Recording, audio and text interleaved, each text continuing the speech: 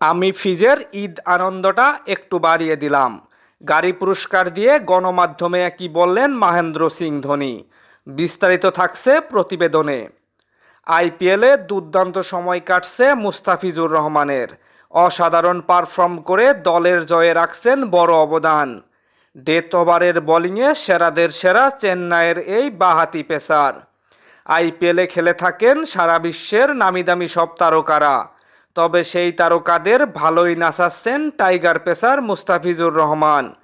বিশ্বকাপের ভিসার কারণে এক ম্যাচ মিস করলেও 4 ম্যাচে নিয়েছেন 9 উইকেট। এখন পর্যন্ত টুর্নামেন্টের সর্বোচ্চ উইকেট শিকারীর দ্বিতীয় অবস্থানে মুস্তাফিজুর রহমান। গেল কয়েক মৌসুম আইপিএলের খেলার কারণে ঈদের সময় থাকতে হয়েছে ইন্ডিয়াতে। এবারও তার ব্যতিক্রম নয়। চলতি মৌসুম আইপিএল খেলার কারণে ঈদ করেছেন ইন্ডিয়ায়। মুস্তাফিজুর রহমানের ঈদের খুশি বাড়িয়ে দিতে মহেন্দ্র সিং ধোনি খুশি হয়ে একটা গাড়ি উপহার দিয়েছেন মুস্তাফিজকে। মহেন্দ্র সিং ধোনি প্রশংসা করে বলেছেন, আমি যেমনটা ভেবেছিলাম ও তেমনটা নয়।